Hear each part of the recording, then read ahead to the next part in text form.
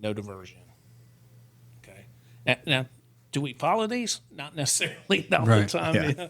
It doesn't always go this way. But I preach no diversion all the time because, I mean, what does diversion do?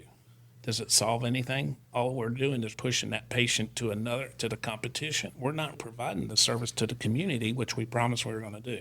When EMS comes in that door, that patient is ours. So why are we not either one, can that patient go to triage? And if the patient can't, we need to be taking care of that patient now. So either that patient needs to go into our care on the bed in the hall or into a room to get immediate treatment. Name me one thing that happens good while they're sitting on the wall.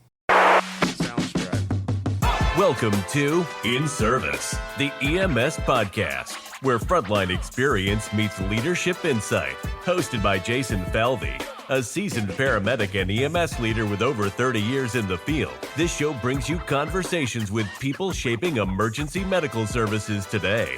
From street-level medics to innovators on the bleeding edge of EMS, we dive into real stories, leadership strategies, and what it takes to build high-performing teams in high-stakes environments.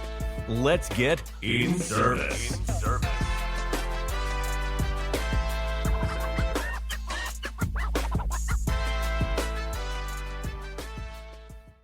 We copy you down, Eagle. Today's conversation lives in the space where EMS and hospitals either work together or don't. I'm joined by Brandon Carey and Eric Eberly, two professionals with a rare perspective in emergency medicine because they've worked both on the street and inside the hospital. Brandon is a paramedic with over a decade of experience, spanning rural systems and high-acuity urban care, bringing a street-level, people-first perspective to his current role, strengthening EMS hospital handoffs and relationships. Eric brings more than 25 years in the fire service in EMS, serving as a paramedic, company officer, and fire captain. Eric became a paramedic in the early 1990s and has seen the profession evolve from basic transport medicine to today's advanced pre-hospital care. After retiring from the fire service, he transitioned into a hospital-based consultant role, where he works directly with EMS crews and hospital leadership to bridge operational and cultural gaps. Together, Brandon and Eric operate in a space between EMS and the hospital, where trust, communication, and leadership directly impact patient care. Welcome. Good morning, guys. Thanks for coming in. Yeah, good morning. Thanks for having us. This is awesome. We have Brandon and Eric here today from Emory. Thank you for coming in. Thank you. Yeah, man, love the show. Dig the episodes. Thank you. Thank you. So today we're going to talk a little bit about EMS hospital relationships, and that's kind of your window of operations, right, over at Emory? Absolutely. And how we live and die in the handoff, right? Yeah. It's basically what it is. We're also going to talk about trust or goodwill being the currency between the two systems and how we can build upon that, and how relationships really are a critical skill that practitioners and providers have to develop. So let's roll into it and get started with Brandon. Where'd you grow up? Where are you from? Awesome. Thanks, man. I am a Georgia boy through and through. I grew up in Habersham County, Georgia, which is like an hour and a half from here-ish. Northeast Georgia on the South Carolina border. So, yeah, grew up in the country. Didn't Chad Black grow up there too? I think he grew up just in the neighboring county in Cleveland or in White County. But, yeah, right. I grew up, whenever I did get into the fire service and EMS service up there, Chad was always around. Played a big part throughout the entire state of Georgia. He was always at the volunteer functions and things like that. A great guy. Fantastic. Really good dude. How about you, Eric? Where'd you grow up? Where are you from? I went to Clarkson High School in DeKalb County, home of the Angora. Yeah. We were goats. Is that a cat? Is that a bird? Oh, it's a cat. It's a goat. Yeah, the Angoras. Anyways, after graduating high school, went to a small school down in South Georgia called Georgia Southern. Oh, yeah. Yeah, I buddy. was down there and majored in business finance. I woke up one day and knew I could not wear a suit. So I decided I was going to become an EMT and went to EMT while I was still in school down there at Savannah Tech and became an EMT. You did both at the same time and played football. Yep. Wow. Yeah, What position? Middle linebacker. I was on 2 national championship teams there. I got to play, and I lettered. I was more of a tackling or a stand-up dummy for the offensive team. But I did get to participate, had several knee surgeries while I was down there. They were just really gracious to have me be there. It's so cool that you did that and went to EMT school at the same time. Yeah. It's not easy. Well, the hard part was telling your dad after you went to 5 years of college that you were going to become an EMT and be a fireman. He was not happy with that It's decision. a high-value degree field, too. Yeah. But, hey, EMT, great, Yeah. right? Yeah. Yeah. Well, I think my girlfriend at the time didn't see the value in that either.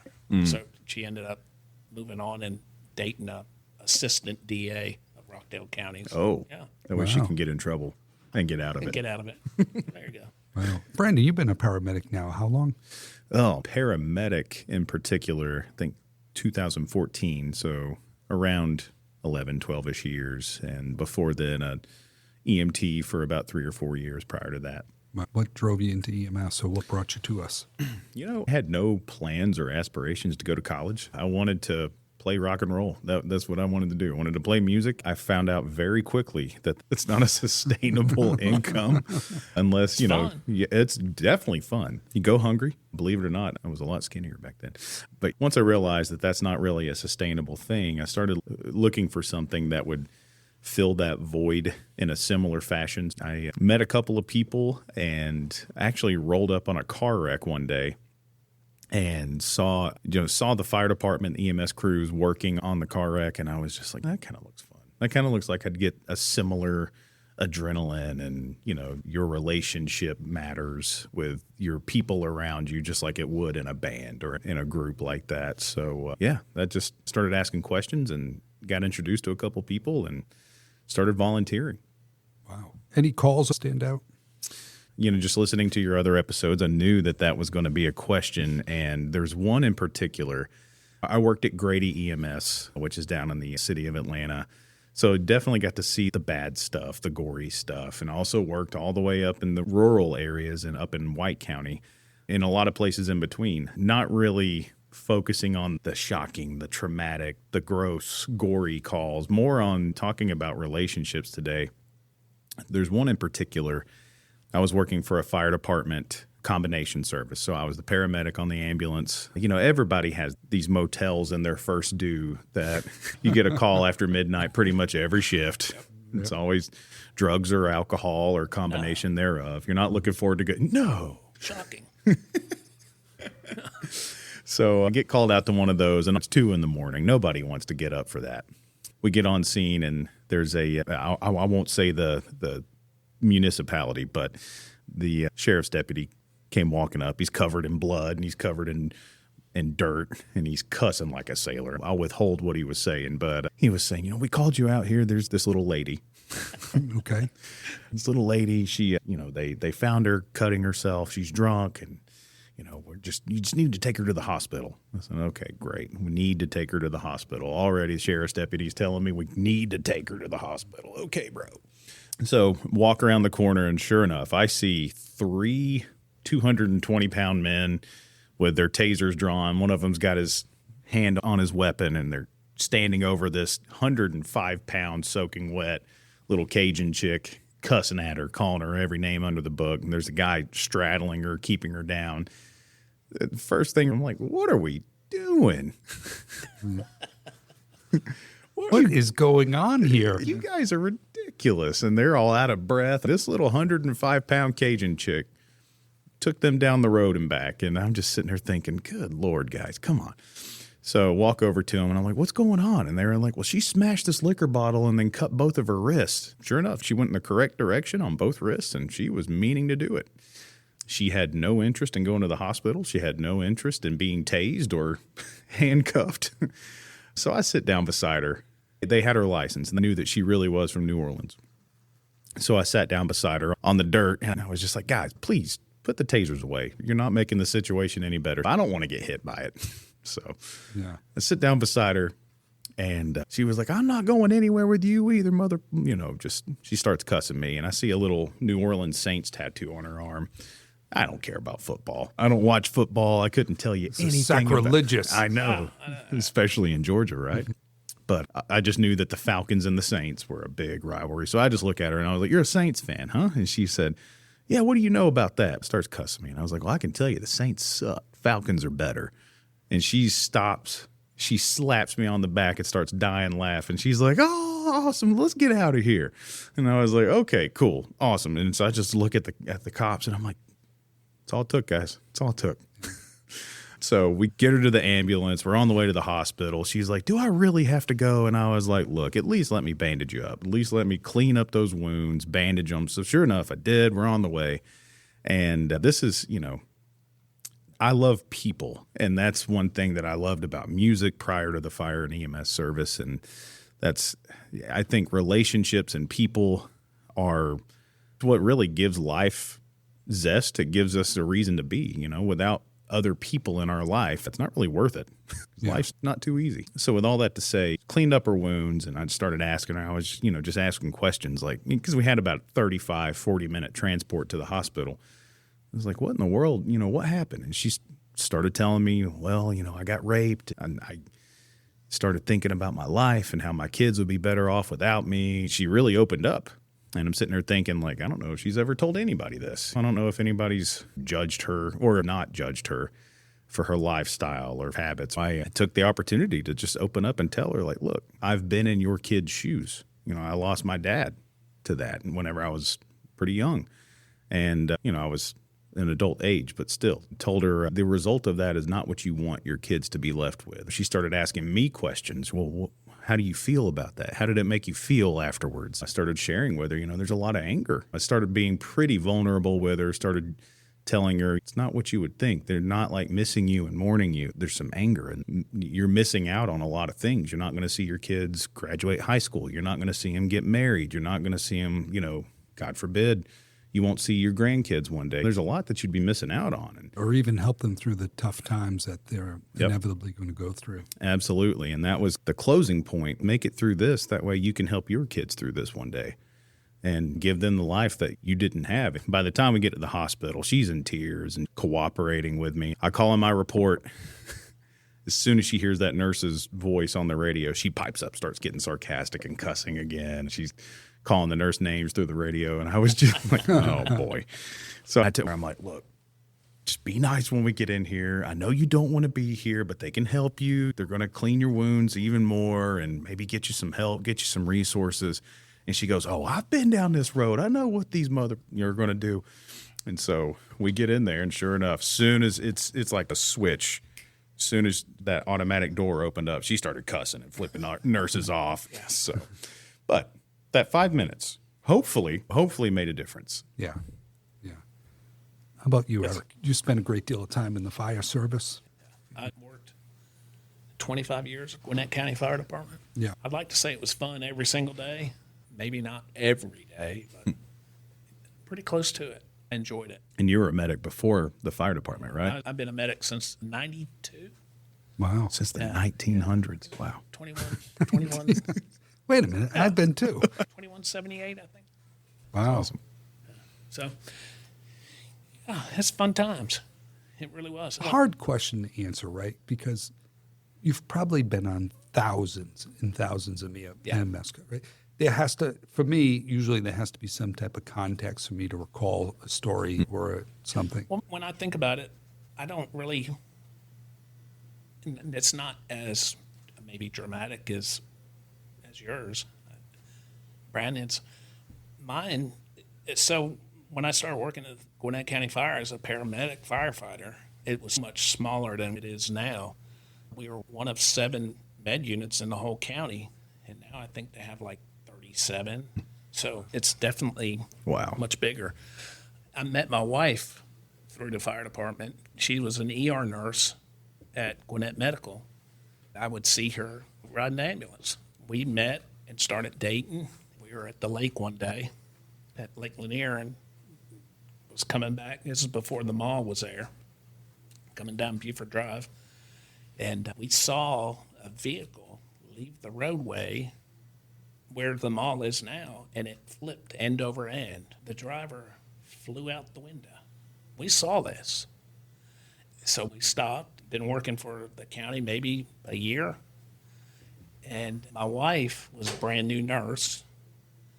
And here we are, swimming, shorts, tank top, flip flops, go trenching across and have absolutely nothing, but our hands. My wife had her stethoscope. She goes tank top, bathing suit, trouncing across this field, and we get to this guy, and he has agonal respirations. He's like, that. Yeah. 4 breaths a minute. And you could smell it. I mean, drunk, scoot around. Yeah. And so my wife, and she was girlfriend at the time, she starts doing laps around this dude. And I get down there and I do modified jaw thrust, and he takes a breath, and people are starting to gather around. Did you see that? Oh my God, the guy's dead. The guy's dead. By this time, I can hear Company 14 coming down the road. You can see him off in the distance, and she just keeps telling everybody, I'm a nurse. I'm a nurse. I'm a nurse. I said, about the 4th lap around this patient, I said, how about get your nurse ass down here and help us out and get ready to do some compressions? She gets down there and leans up against me. She goes, that was stupid, wasn't it? I said, well, no, not really. Medic 14, Company 14, they get out there and they go, you're the dude that works down there at Snellville, don't you? I said, yeah, I'm new. Nice meeting you. Yeah. Do you need me to go with you? We load this dude up. And they say, nah, he looks like you're having a good time. Y'all head on home. I don't need to ride in with him. So the whole ride back to the house, she's like, oh, my God, did you see that? Oh, my God, can you believe that happened? No, I wasn't there. I don't know what the hell you're talking about. So we get home, and she calls up her friends at the ER and says, look, we were on the scene of this guy, a trauma patient. Did he die? And what'd y'all do? What was wrong with him? He had an head injury. And one of the doctors got on the phone with her, and you could hear, what do you mean? You're kidding me. And it turns out the doctor turned around and said, y'all were the ones there on scene? She goes, yeah, we were there. We're the bystanders that I probably told you about.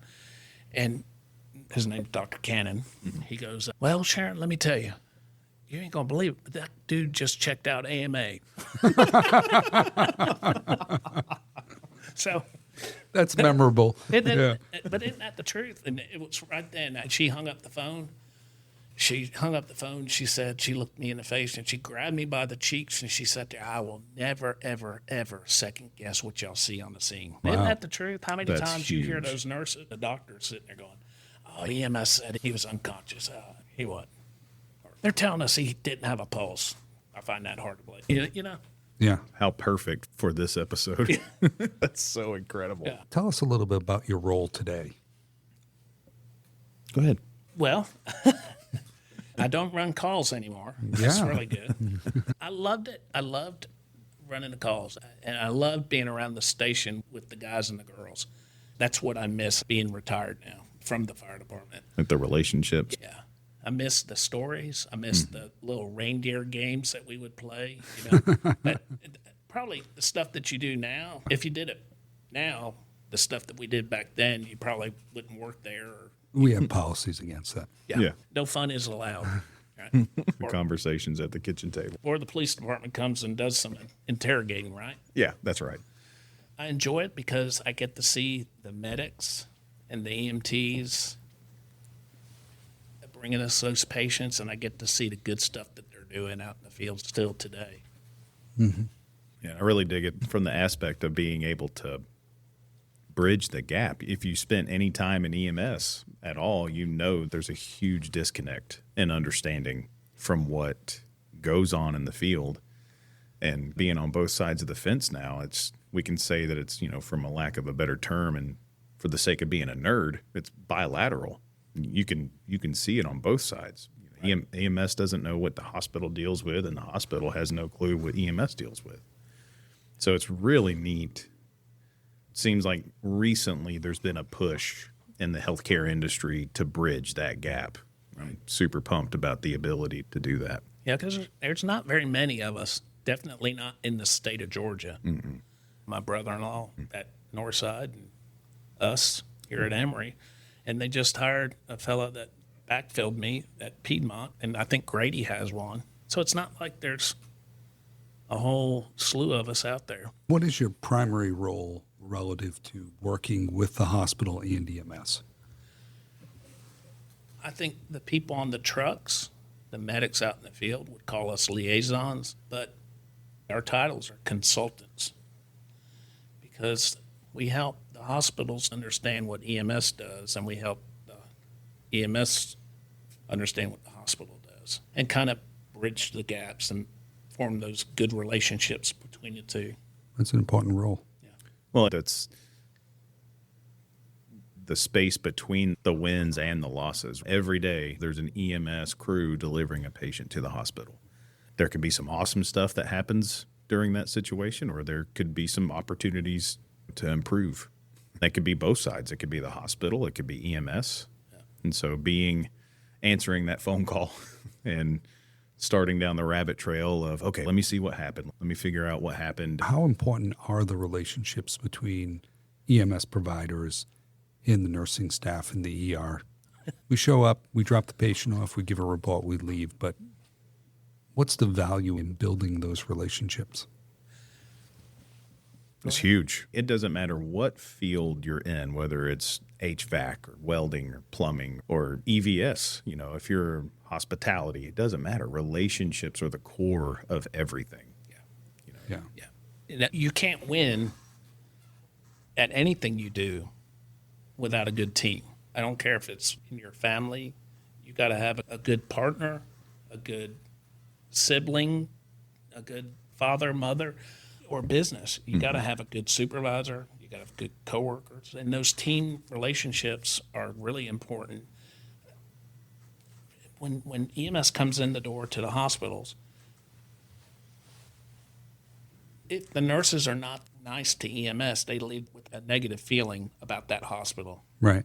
And then the exact next call, they can either recommend that hospital or they can recommend another hospital when that patient asks, where would you take your family? You know, my mom used to tell me that, and I don't know where the quote came from, but she would say that no man is an island unto himself. Right. Have you heard that? Yeah. Yep. It's true. I mean, nobody gets to where they are by themselves. I don't care who it is. Everybody rides on the shoulder of some form of giant. You know, somebody helped you along your path, no matter how much of a lone wolf you think you are. Everybody has had help. You didn't do this by yourself. Even down to... We're all connected. Yeah.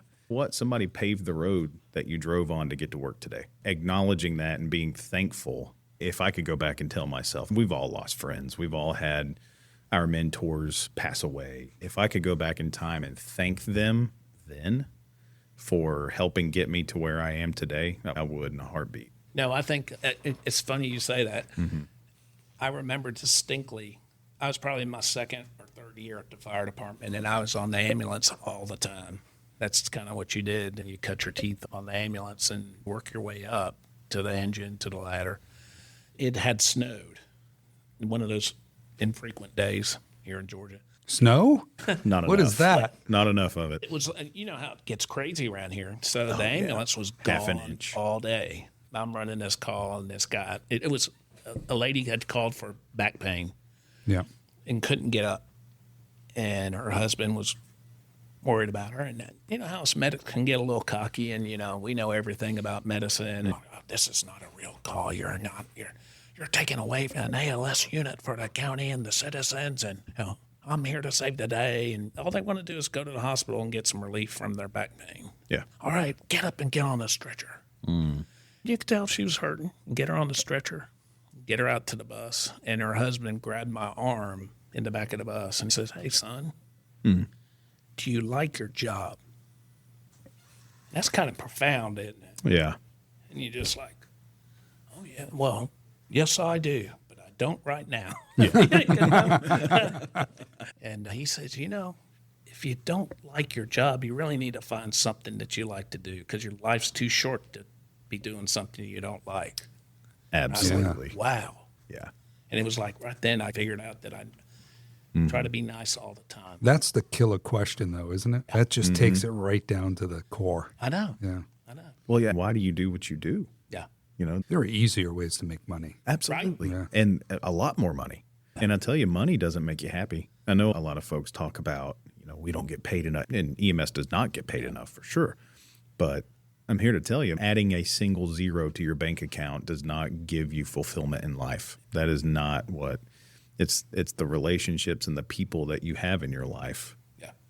And I'd still like to find that out for myself. Yeah. Brandon, you can give me your check on Friday. yeah, for sure. take it. For sure. Since you've moved into hospital liaison roles, what are you seeing is what does an EMS understand about the hospital and the nurses' responsibilities? And what do you think they don't understand about what EMS is doing? Because you've both been on both sides of this. Man, have you seen the movie Code 3? Yeah. There's a scene in that movie where Rainn Wilson, the paramedic, is in front of the snack machine and the ER doc walks over to him and just unloads on him, tells him all the issues he's facing with hospital administration, with the patients and being understaffed. And I was like, that's actually pretty accurate, because from EMS, we catch the flack from the nurse, the attitude, or the doc who doesn't listen to your report. And then we're just like, all right, cool, thanks, team player. I think everybody needs to watch that clip because it's pretty accurate. I think the actor's name's Rob Riggle, but there's a lot of pressure in that ED and surrounding areas that we don't really see in the short times that we're in there. The business side of healthcare. Yeah, absolutely. I don't think that the hospitals understand exactly what EMS does. Nowhere near it. Nope. Nowhere near. Yeah. And I don't think they understand what they do. And I don't think the hospitals understand that EMS, what they have to do for their agency. I think the hospitals in their mind picture EMS wandering around out in the streets and, hey, do you want to go to the hospital? Because that's what they think. They think that you're just out there wandering around, picking people up, bringing them to the hospital. Yeah, we get a bonus for everybody yeah, right. transport. Yeah. And I don't think they understand. They think that the hospitals believe that they can tell the EMS agencies what they're going to do and how they're going to treat the patients. They don't understand that they work for a medical director and they have their own guidance, follow the direction of the counties. Yeah. And to your point, Eric, I don't think that the hospitals understand that you can't tell a patient no. Yeah. Even if it's somebody that you wouldn't truly consider a patient, you can't tell them no. The legal mountain of liability that's on the EMS crews whenever it comes to just a standard patient refusal by itself, much less telling a patient there's really nothing wrong with you. We can't take you to the hospital. And I really don't think that the hospitals and the staff understand that. And I don't think that the EMS services understand that the hospitals are trying to act in the best interest of the patients. Like when the EMS gets upset because they're trying to divert a pediatric patient to CHOA. I hear that a lot of complaints like, why didn't you just take this patient? I mean, it wasn't a critical pediatric patient. You made us go to CHOA. Well, how long has CHOA been around? And they've been in the hospital system for pediatrics in the Atlanta area for decades, right? And you get to a point where the doctors really don't see very many pediatric patients, so they aren't comfortable with that. So they want them to go to the professionals. Right. So that's kind of how that works. Wow. And everybody has their own perspective. They have their own specific goals for themselves in mind. So, what are those? The unique opportunity for us is that we have the chance to look at both sides and say, all right, what is it that this party needs? What do they want? And then bring those two together. With EMS, they've already done a tremendous service in providing care for the patient, whatever medicines they've given, even if they haven't. They've started the process for the system of care for that patient. They've entered the healthcare system. They started vital signs, assessment, documentation. EKGs. Labs. Mm-hmm. Absolutely. What do they need after that? They need to transfer the care, and then they need to get off the wall, and they need to get back in service so that they can. You couldn't go the whole podcast without saying something about the wall, right? Oh, I've got it listed here. Okay. All right. Let's circle back around to it. But they need to get back in service so that they can answer more calls of service, right? And then you have the hospital side. They have their needs and their wants as well. They need all the information that they can possibly get, but they're also juggling that they have no space and no beds and no nurses. And a lot of times you talk about the wall. What EMS doesn't understand is a lot of times the wall is not an emergency room problem. It's an inpatient problem. The house is full. It's kind of like a snake eating a deer. You can only eat so much of it and keep functioning. You got to move it through the system. A lot of times those patients stay longer than they're supposed to stay inpatient, and there's nowhere to get the ED patients up to the floors. Right. The logistics of moving that patient through care, treatment, up to the floor, off the floor. Right. Well, and that's where hospital systems, bigger picture. Eric has said this before, and I love whenever he says this because it makes me think of big picture. He says that his job as the fire department captain was to avoid icebergs, right? That makes you think about, okay, I'm looking at this from a big picture point of view. Some of those icebergs were self-inflicted at the station level, right? That's right. But you think about that from a healthcare perspective. Now hospitals are starting to understand throughput is a major priority. Has that been a case in your careers? Or is that something that's newer over the past decade or so? For where I began EMS up in New England, it really wasn't an issue there. We really didn't have wall times. You came in with a patient, you went right to a room. And if there was a major accident, maybe you brought in 5, 6, a dozen patients, they would find a bed for them almost every time. Yeah. COVID changed all that too. That's right. I think the Georgia-Atlanta area is a little bit different for us here. When you talk about wall times and throughputs and stuff, I think we're different in the Atlanta area because we've lost hospitals more than we gained. Here, the population is expanding so much, the number of patients you're seeing is increasing dramatically, and I think that's putting added pressure on it. And I think each one of the hospital systems, no matter where you're at in Atlanta, be it Northside, Emory, Piedmont, Wellstar, Grady, yes, they've added rooms and they've added to the hospitals, but there's not been any other hospitals added in the area for the. Okay, so we add 200 beds across Metro Atlanta area, but we've added almost 1.5 billion people that live around here. I know Gwinnett County, when I started there, it was a population of just over 500,000, and now they're over 1 million, 1.2 million. Yeah. So that's just one county out of the 7-county area of Atlanta. That's a lot of people moving into the area that hasn't had any significant hospitals added to the system. It's a really good point. I've never thought about that. They've changed names, but they haven't Well, add that to your test sheet. It's the hospital, Yeah. right? You lost AMC. And wasn't there South Fulton too? South of Atlanta, down near Metropolitan. There was a small one. So where do you think relationships between the field crews and the hospitals break down? Yeah, here we go. That's why you're here. Emory Healthcare, our job is to grow volume and grow the acuity in the EMS transports brought to us. That was our sole purpose for them to hire our team. Do we do just that? No.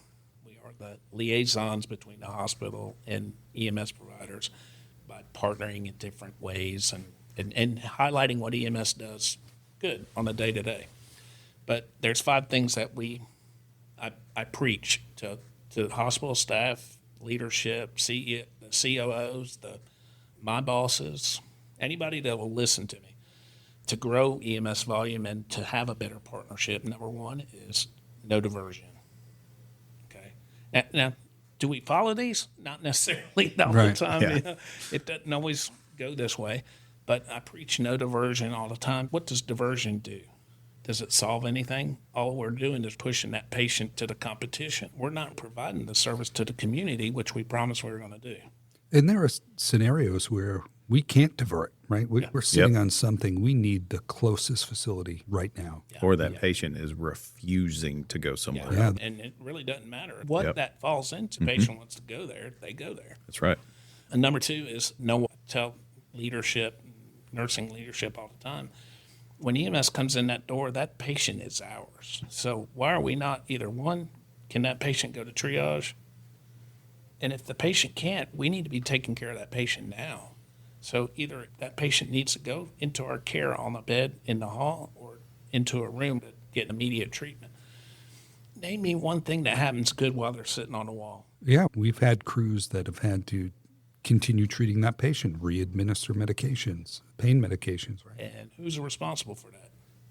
That's the tricky part, right?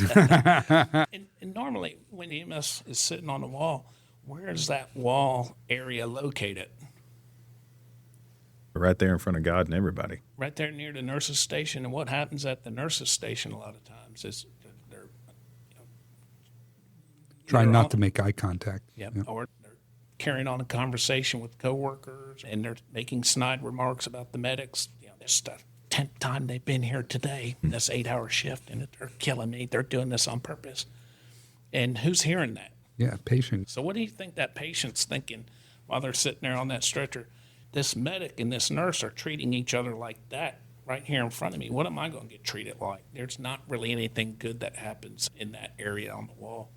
Number 3 is just be nice. We tell our nurses, our charge nurses, our managers, our ER directors, our CEOs, COOs, everybody that will listen, just be nice, because that's the surefire way to have people come back. And I use the example of, like, if you go out with your wife tonight and you go to Longhorns, you walk in the door and the person comes up to you and go, "What are you doing here? What are you going to do?" See you later. Yeah. Why are you coming again? Yeah. I see. So number 4 is acknowledge the medic's contribution to patient care. Because back in the dark ages when we were on the horse and buggy, we were stretcher fetchers and go get the gurney. Mm-hmm. We did some neat stuff. We started out, we did needle chest decompressions and defibrillation, stuff like that. What are we doing now, man? We're doing stuff. Identifying Absolutely. STEMIs, or pacing people, or Giving blood. synchronized cardioversion. Yeah. Give him. Yeah. Blood products? Never thought that would happen. I think that ought to be a standard for the state of Georgia. I mean, all the services are giving blood. Yeah. If you talk to Grady, they're really doing some stuff down at saving people's lives with that. So acknowledge the patient, the EMS's contribution to the patient's care. EMS is taking care of that patient way before the hospital ever touches them. So if I would even say that the patient, the EMS services are providing ER care when I started. That's how advanced we are now. And then the last thing, and it's the last thing for a reason, is have a decent EMS room. Yeah. Food always works. Yeah. Yep. Yeah. EMS providers are really trapped in two worlds. We're first responders, but we're also healthcare providers too. Yeah. It's really a hurdle. Yeah. Yeah, and I would say healthcare providers first. For some reason, we're lumped under the DOT. And what we can do, I came out of medic school in 93. Right there with me. And when you look Oh. at what paramedics are doing today versus what I came out of school with, they are so much better prepared, Yeah. better trained. Mm-hmm. The equipment and technology have today, they really are doing cutting edge things. Yeah, we didn't have 12 leads. I had a 3 lead when I came out. And so just being able to diagnose those STEMIs in the field is incredible. Yeah. That's cool stuff. It's life-saving stuff. Yeah, I think we have to look at has leadership and the ability to think dynamically kept up with the technology and demands put on EMS. I don't think it has. I don't think that we've had the training and resources in leadership and hospital relations keep up with those demands. Yeah. In Massachusetts, if you're going to be a medical control physician, you actually have to take a test on the protocols that the medics are following. So you know all the options that are available to that paramedic. They can deviate from that if they choose to. But that level of understanding is what they can actually do, what they can push, what they have with them, creates a lot of understanding, I think. Well, you bring up a great point. Whenever I was on a truck, there were a couple of times, one in particular was a STEMI, and multiple hospitals with cath labs around the service that I was working. I called the closest facility and I said, hey, I'm 15 minutes out, STEMI alert. I'm going to go ahead and give heparin, and I'm going to do this drug, and I'm going to do this, blah, blah, blah, blah. I've transmitted the 12-lead. Charge nurse cut me off and said, whoa, whoa, whoa, whoa, whoa. You can't do that. And I was like, what do you mean I can't do that? And she said, you can't give heparin. And I was like, then why is it on my ambulance? Why is my boss going to tell me, give me a protocol to do it if I can't do it? Well, no, I'm telling you not to do it. Okay, well, I'll take that into consideration. Yeah, and I'll be taking my patient elsewhere. Because guess who's hearing this whole conversation? The patient who's about 1.5 feet away from you. Exactly. Yeah. And they ask you, am I causing a problem? Is this an issue? No, you're not causing a problem. That's whenever I tell the patient, hospital X can take care of you, but hospital Y can do it even better. It's about 10 more minutes, but they can do it even better. Who does that patient listen to? If they're having a STEMI, they don't care. Just get me to who's going to do the best job.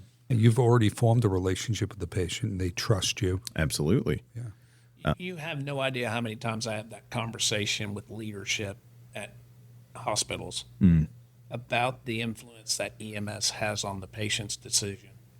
What's the percentage of people that are frequent flyers? 20%. But the other 80% probably haven't called EMS in a couple of years or ever. Yeah.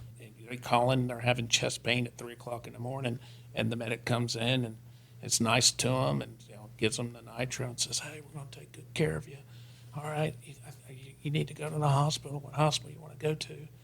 And then they say Pickleyville. I'm just making some hospital name up. And the medic starts, I don't know about that. That nurse they don't have the nicest nurses. And they go, well, where would you go? Yeah. And then they spit out wherever they. And we do have some destination requirements that we have to meet based on the patient's condition, but they have a lot of influence over that. Yes, they do. Oh, for sure. I can't tell you a hard number, but most of the time, the patient, whenever I was the medic on the truck, would ask me, where would you go? Yeah. And my response was always, if you were my mom or dad, I would want you to go here. It's pretty rare that they would still demand, typically if they're like, my doctor or my cardiologist is at XYZ, can we go there? All right, sure. Yeah. But normally, they leave it up to the medic. Normally, that destination choice revolves around lunch, dinner, and bedtime. Well, our crews run pretty hard during the day and night, so there's not a lot of downtime for them on the road for 12 hours straight. Do you want to spend 2 hours of the potential downtime you have sitting on the wall? No, not a bit. Or being overtly or overly criticized by a staff member in the No, that's going to impact where you're going to go. Yeah. Well, and two, I think Eric brought this up, is the perspective. We in EMS, whether you're in EMT school or you're in paramedic school, part of your education is doing clinical rotations, right? You see the perspective of the ED. You do ED rotations, respiratory therapy rotations in the cath lab. They pour into us, but how many nursing programs have EMS rides as part of their curriculum? And if they do, how many rides is it? Because we all know as soon as you get that third rider that shows up at the station, you're not going to turn a wheel. Right. You're either not going to turn a wheel or you're going to be turning all the wheels. And so those nursing students can walk away being like, oh, well, they don't do anything but sit around and watch Cops. Right. Or watch Judge Judy.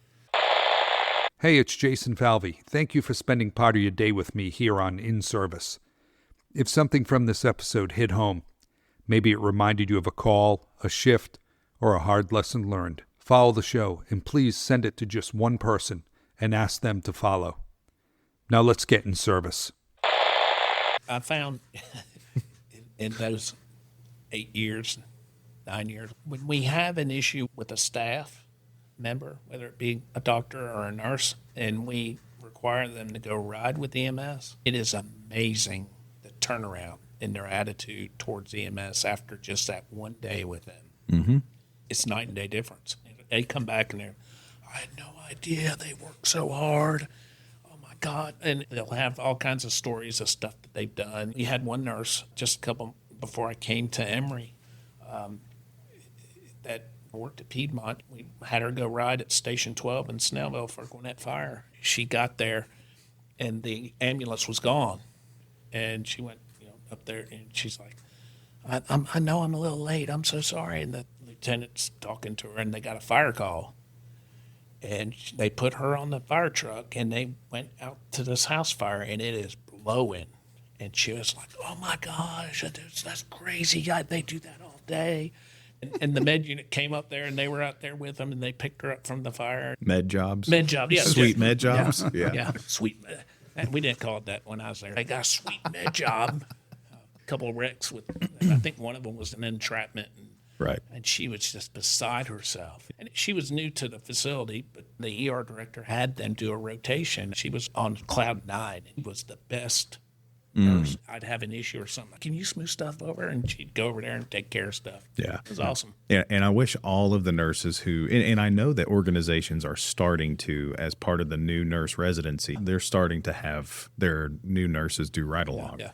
But I wish they would do more than one shift, because Yeah. I can't tell you how many times I would teach a 12-lead class to some new nurses and say, how many of y'all have done your EMS rides? Half the room Yeah. raises their hand, and they were like, we didn't do anything. Yeah. And then the nurse on the other side of the room says, we did it all. Yeah. It was pouring rain, and we were still out there on the side of the road cutting this patient out of the car or doing chest compressions in the middle of Walmart. Just like complete mind is blown. I think that needs to happen. That would change a lot of perspective. We had a physician that was overtly rude, and we made him go ride with the crews.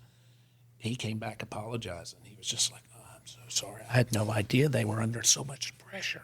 So that's the stuff they put up with every day. It's just another day to them. But the doctor was like, I'm never going to be mean to them. I'm so sorry. I'm sorry. Yep, that happened. We had PA students who would ride with us. We had a PA student. We had a patient. We were probably 45 minutes away from the hospital, but we had a patient with AFib RVR, good blood pressure. It was a new onset. Patient has no history of it, so we had Cardizem. I called the receiving facility. I said, hey, I'd like to give 20 milligrams of Cardizem. They're like, no way, you can't do that. Yeah.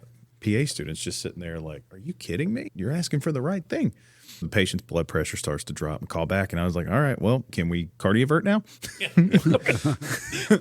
Yeah. Wonderful. Golden patient care. Yeah, absolutely. And so after the call, and orders were denied for that as well. They said, well, you're close enough. You don't need to do anything. You're close enough. I'm still 20 minutes out, Bubba. What do you mean I'm close enough? So after the call, wiping down the cot, and I got my signature and getting the truck back in service, the PA student walks over to me and says, I can't believe they told you no. I was like, really? Yeah. I didn't know yes was in the vocabulary. Yeah. Yeah. And, we had a call recently. I just happened to be at the hospital when the medic brought the patient in, helped them unload and get the patient in the hospital. And the nurse is critiquing the medic on why they didn't hang a presser on this particular patient. This patient was so critical. They're all alone in the back. Soup sandwich. Not just from the standpoint of they're treating the patient in the house. They have to extricate them out to the ambulance. They have to get moving towards the hospital. There's all the stuff they have to do en route. And at some point, they have to stop what they're doing, pick up the radio, and summarize in 20 to 30 seconds everything that just transpired. Yep. Then go back to treating the patient. And the whole transport time was maybe 6 or 7 minutes. Blood pressure getting up. Yeah. You've been there, huh? Yeah. There's no time to hang that presser, and you're all alone in the back. I'm like, Isn't that crazy? this medic didn't have time to do that. Right. It would have been they wonderful. They don't have a pump. Yeah. You don't know how much pressure's actually getting No, they're into the eyeballing patient. it. Yeah. Yeah. And that drives me nuts. Being part of the hospital system, I go ballistic when I hear one of our ERs, oh, we diverted them to Decatur or something like that. Right. Or university. And I'm sitting here thinking, we're the hospital. We can pull an extra nurse off the floor, or we can get a respiratory therapist, or we got people that are inside that building. What makes you think that patient's in great hands with one person at the back of that ambulance? It's just amazing how we think. That's sometimes incredibly well said. like that. Yeah. Keep going. Keep going.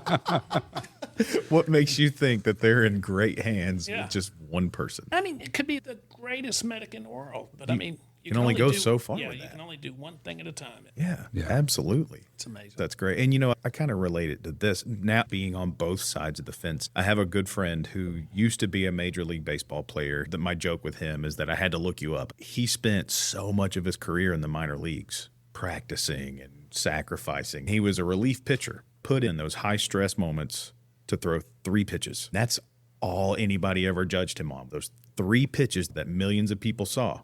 They didn't judge him on the years of sacrifice and the work that he had, the times of eating ramen and PB&J and, taking all those ground balls at practice. He said that he used to take hundreds and hundreds of ground balls at practice and throw them to first base. Yep. That's where the mistakes were made.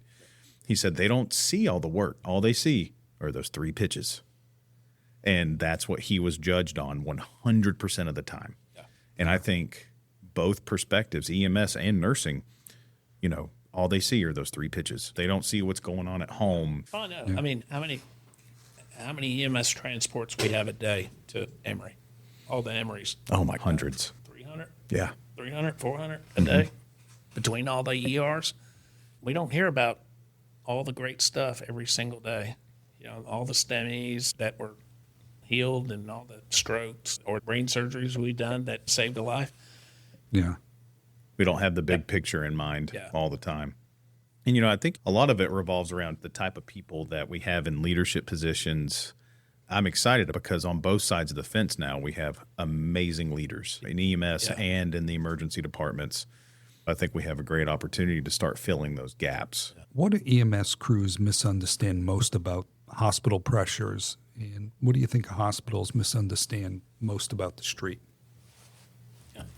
There are a lot of things that happen or are required behind the scenes at the hospitals that the EMS crews don't understand. A good point that I didn't know just as of recently, when a patient comes in, like a STEMI, Right. that comes into the facility, and that patient is too critical to go to the cath lab, that physicians will not take that patient to the cath lab because the accreditation process will gig them. Meaning, if the outcome is going to be negative and there's nothing they can do to change it, they will not take the patient to the cath lab. And I didn't know that. Maybe you can speak more. Yeah, there's so many, and that's, being a medic on the street before getting into any type of hospital experience, I thought that I knew some things, right? Yeah. To your point, we have no idea. Even after having some hospital experience now, I still don't know. We don't know what we don't know. We don't know what those physicians are looking at and thinking. They're thinking about so much long-term outcomes and things of that nature. It's just, to your point, there are disease-specific certifications that neuro, trauma, cardiac, and they literally, we think we are criticized and we get gigged for not starting an IV. They didn't get this lab drawn within 30 minutes. Yeah. Why didn't you do that? Why didn't you do X, Y, and Z treatment within 45 minutes and reassess this? They literally get graded on these. I saw a patient that was 84 having a STEMI that was post-ROS, post-CPR. They weren't going to take him to the cath lab. I was told it was a high chance of a poor outcome, and you can't fix it. So they're not going to do that procedure because he's not going to make it out of there. And I was always to the thought that they're going to do it anyways. Well, they're going to get paid for it. Why would they not do that? Mm-hmm. But they don't want that bad outcome in their numbers. Right. That, in addition to, you have to think about the resources that are involved. Yeah. Whether it's cath lab or trauma surgery, you think about all the resources that are involved. And I think AI is going to change this dramatically to where there's not much human decision with it. If you put in all these parameters, here's the mechanism of injury, your blood pressure, all your vitals, the time that it's been going on, well, I don't think we're going to be able to justify using all these resources for that patient because they're not going to make it. Yeah. That's a decision that these surgeons, these cardiologists, these neurologists have to make all the time. And here's another thing. Each one of these hospitals and ERs, it doesn't matter what system they're with, there's a staffing model. Just because EMS comes in the door and you have 2 rooms that are open, that EMS might wander around that 52 room and they see 2 rooms that are vacant. They think that they could just slide that patient in there. They don't know that the staff already has 7 patients per nurse, and they can't bump it to 9 patients per nurse by Right. filling those rooms out. Just because there's an empty room doesn't mean they have the staff to take care of it.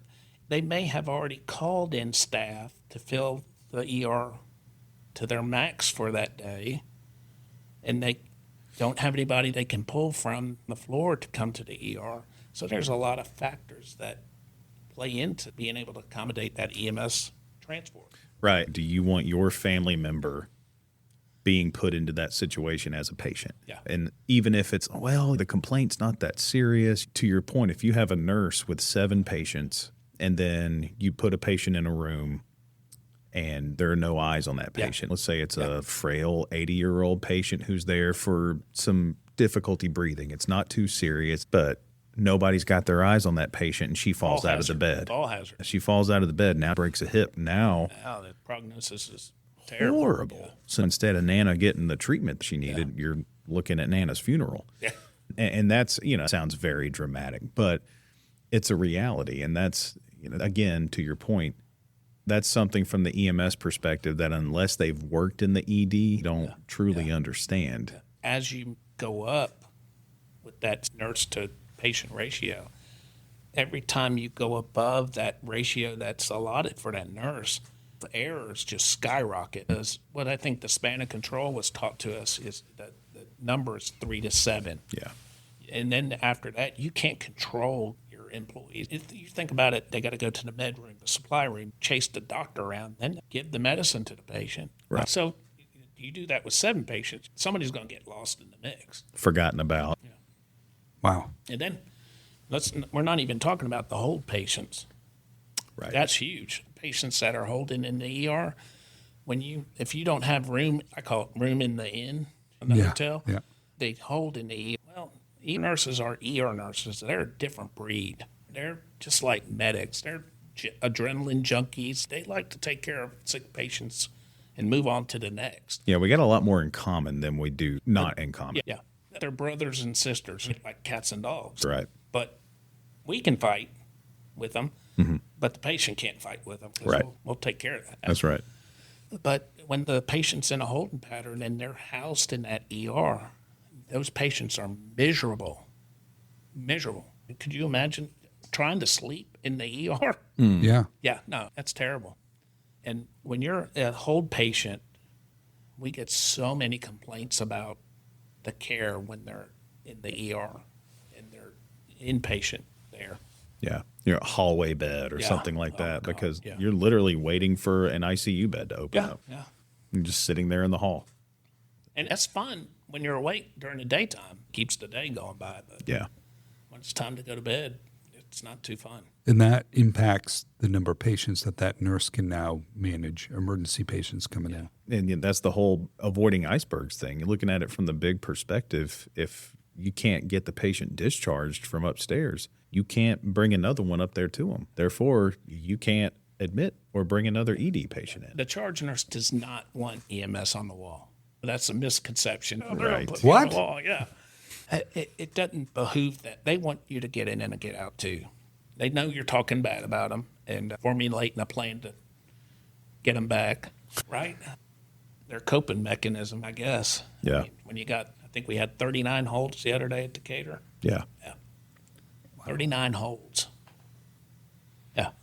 Wow. I mean, And there are times Midtown has had 70, I think. he told Yeah, us. 70. Yeah. Yeah. Waiting on a bed. And so you got 70 holds, and then you have 270 patients that flow through there on top of that. I mean, that's crazy. Sounds impossible. Like, how do you effectively see those patients? Yeah. And they're still coming. They're not going to stop. We're like, right now it's flu season. They're going to get pounded with patient volume. What EMS brings us 100 patients a day, transports a day. They do a good job down there at Midtown. They really do. Absolutely. So go to Midtown. Emory Midtown. Well, that would significantly increase our transport time Oh, right. and turnaround Yeah. times. All right. Johns Creek, St. Joe's. There you go. How do we build credibility, both medics and hospital staff? How do we build that back? Trust is currency, right? Mm-hmm. How do we fortify those relationships, build them up so that we can perform at higher levels on both ends? I think when you're in a leadership position, management position, you're building trust before the event happens. You have a working relationship before something breaks down where you have to call on somebody for help. It's easier that way. If I have an issue with an EMS crew, they call me and say, hey, this nurse was mean to me today and I want them fired, which does happen, right? Yeah. And I reach out to the ED director and I haven't talked to him in a long time. And I'm just calling to get something taken care of. I mean, that's not a good working relationship, right? Yeah. I always feel it's seek first to understand before you're understood. Yeah. Absolutely. Right. Don't just come right out demanding what I need in that moment, but find out where they are, what's going on there first. Oh, yeah. Because, again, we're only seeing it through our own eyes. We don't know the other perspective. Right. And I think one of the pieces that a lot of people forget about, there's 2 H's, honesty and humility. If you don't know, say you don't know and find out together versus making something up. We're all adults. Yeah. Everybody can see through it. If you're making something up, if you're just trying to look good, everybody can see through that. Just be humble. If you messed up or if your team messed up, own it and grow together versus being defensive and building up walls. I can't tell you how many times I've seen medics come in the ER and there's something wrong with the placement or something. The line is blown and they didn't recognize it and they're called out about it. And they try to defend or obfuscate. You know, they try to, my partner started that or, oh man, that's a good catch. Yeah. Or just acknowledge it happened. And the doctor will, oh, it's no big deal. It's not a big deal. And it's forgotten. It really is. We'll get through it. Yeah. Well, to your point, how are they called out? Yeah. You know, there's a right way and a wrong way to do that. And we know that. Because that'll erode trust right there. 100%. Yeah. If you're like, you didn't even get a line? Well, the patient was beating my ass. And I'm all alone. How am I supposed to get a line on somebody that's swinging on me whenever you denied the medication I needed to give them to stop swinging? Hey, Scott Dodson gave me some good advice as an EMT paramedic at my first week at Gwinnett. Y'all know Scott? Mm-hmm. He runs great EMS. I think he's in the vice president down there. He's a great guy. We worked together at Gwinnett together. And he came up to me and he goes, hey, Paul, you're going to be fine. Just remember, you only need to do 3 things. Start an IV, O2, and transport the patient to the hospital. That's the 3 things. You do that, you're hitting 95%. Mm-hmm. He says, there won't be a battalion chief in this department that comes down here to ask you what you're doing to that patient. If they come down here and they say, why didn't you give them nitro and aspirin, all you do is you say, I didn't feel comfortable. I took them to the hospital. I started an IV and gave them O2. I think I'm doing all right. Okay, keep up the good work. It's funny because somebody had given me very similar advice 30 years ago, and it was, if you just put them in the truck and drive them to the hospital, you really can't get in that much trouble. I know. Isn't it crazy? I don't know if that applies anymore today. There's so much that we ask of these medics and EMTs, but it's definitely a different monster. I don't know if I could survive in the back of the bus now. That's what we call it still, right? The bus? Oh, yeah. Okay. Boo-boo wagon. I used to call it the medical. Yeah, the medical bus. The box. Yeah. what is the hardest conversation you've had to facilitate between EMS and hospital leadership? Eric, I bet you got some stories on that. 10 years of doing this job. What's the worst? You know, with his background, he's the right guy to have that conversation. Oh, sure. It's always entertaining to have a discussment with hospital leadership, because usually hospital leadership is in sync with your plan and your mode of operation. And somehow from hospital administration to the frontline ER doctor and ER nurse, kind of Gets disconnected. Yeah. Somehow it came disconnected. Just sometimes when you have to have those hard conversations with the CEO or COO with the hospital and let him or her know what's really actually happening in the ER can be kind of challenging. You're resetting the expectations. They don't like that. And they, sometimes they say harsh words that might hurt the average person, but I can take it.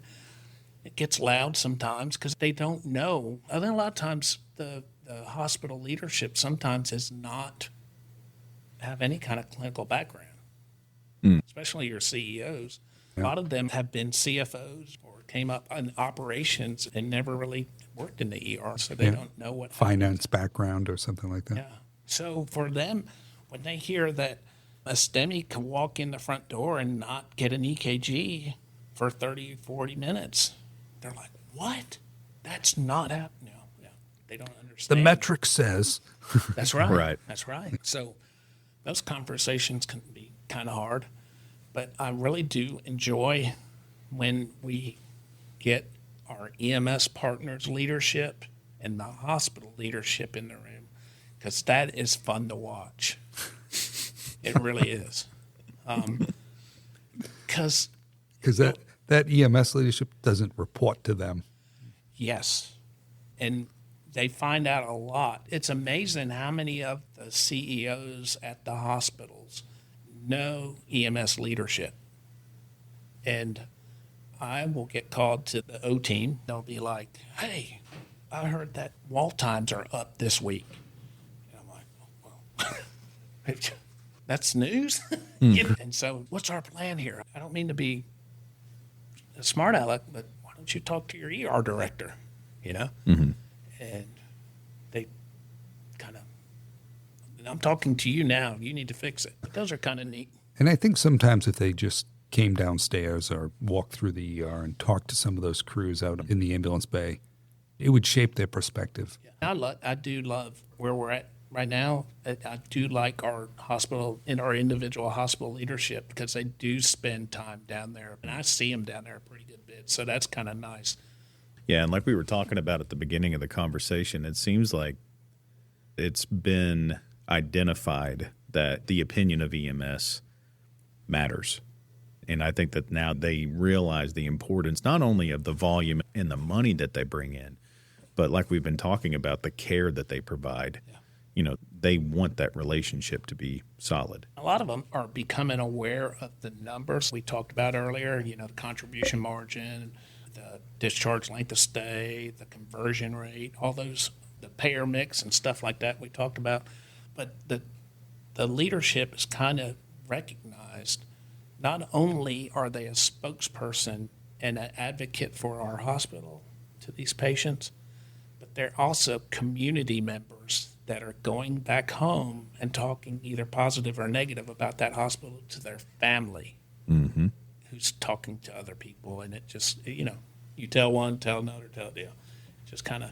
So I think that a lot of our leaders are figuring that out, that not only are EMS our partners, but they're also our citizens that have a voice in the community. This is a different world now. What I had a hard time with when you were like, think of stories about, back when you were on the ambulance. And I was just like, I got so many funny stories. They're funny stories that if you did now, you would fire somebody. This is a different time. I was at Station 12, and one of the crews at another station, when you used to keep extra drugs around, like some extra Narcan, extra lidocaine. So you didn't have to fill out all the paperwork when you lost it. You'd have a couple bags of Ringer's lactate in your locker and stuff. So our captain came in, and one of the medics at the Lawrenceville station was missing some pharmaceuticals. And the captain said, you need to write an FD2, just like the correspondence, to explain what happened to that medication. She went to her locker and put the nitro in the box and said, I'm not missing it anymore. He said, well, where'd you get what? I had some in my locker. And that caused a big brouhaha within the fire department. Sure. Yeah. Rightfully so. You should have just not said anything. Why are you creating So- problems here? My captain at the station in Snellville, we rode 4 on the engine, 4 on the ladder, and 2 on the ambulance. We had 10 people there. And he comes in with this box that the ringers normally would come in, and he'd set it down on the counter. He said, "Today is Amnesty Day." It's come to the department's understanding that some of y'all keep some pharmaceuticals that has been distributed extra in your locker. And you have till lunch to put it in this box on this counter, Yep. and all will be forgiven. No questions asked. Well, okay. Message received. So we went about our day, and at lunchtime, the captain came back, and there was 4 big boxes. You could have stocked an ambulance with all the pharmaceuticals that were in there. No narcotics or anything, but it was filled up. And he goes, "Jesus, Moses, what the hell is wrong with y'all? You said it was Amnesty Day. You said get that stuff out of our lockers. We did exactly what you said." He goes, "Get over here." Grab the box. "Come with me." And there's 2 of us, so we had 3 boxes out of the 4. And we followed him right outside behind the station. He opened up the dumpster, and we threw them in. I said, "What the hell, Captain? The fire department's going to be mad. We threw their drugs away." He goes, "This didn't happen." He goes, "What would you think? What do you think they're going to say to me if I come rolling up at headquarters with freaking 4 boxes of pharmaceuticals that's been sitting in y'all's locker?" Yeah, different times. Yeah. Yeah. So, what do you think? What relationship skills do you think new medics are least prepared for when they enter the system? I think it's not only the new medics, it's the leaders. Leadership has become a big focus in the EMS, fire, and public safety industry. But I think it has a lot to do with the leaders more than it does the new medics, because your children are only who you raise them to be. So if we look at this, we have these newer medics coming up. I was raised, I learned how to be an adult because of the fire and EMS service. It raised me. The guy that I consider my dad was a firefighter who brought me up as a volunteer. His name's Kevin Roy. He taught me, he said, "I don't care what you do." He hated EMS. He was one of those old school fire guys that said, "If you're not on fire, I can't help you." But he could tell that I really loved EMS. He said, "I don't care what you do. Be irreplaceable. Do whatever you can do to be irreplaceable. It's an impossible task.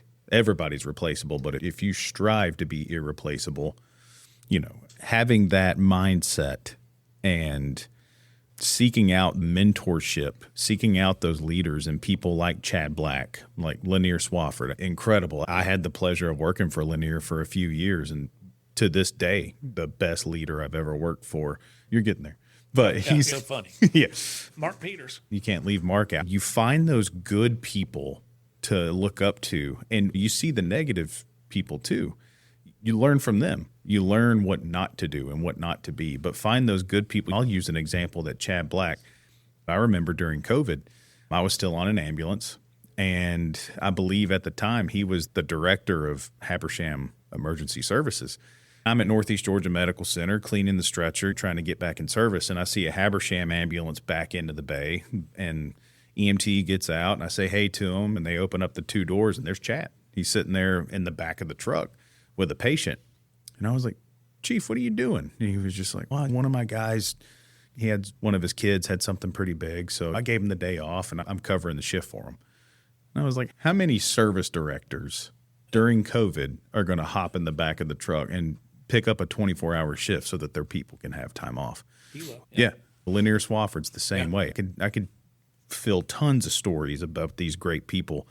As a new medic, find those people, those leaders who value relationships and who value people. There's a buzzword, servant leadership. A lot of people will, if they say, "Well, I'm a servant leader," you serving yourself by saying that? Like, find the good people, find the people to not be like, and learn from both sides. Learn from both of them. Listen to understand. With the emphasis on listen. Because I find so many of those EMTs and paramedics that are brand new coming out, and they want to tell you about how much they know and stuff. Maybe open up your ears a little bit and try to understand the challenges within the hospital, right? That's what we've been talking about. Always add value. You know, hired you to be a paramedic, but give them something extra. You know, whether it's be on a committee, help refill drugs. I mean, maybe not in the method that we talked about, by putting them in your locker. Do that at home, too. Always add value to your spouse's life or your children. That's a good rule to live by. Yeah.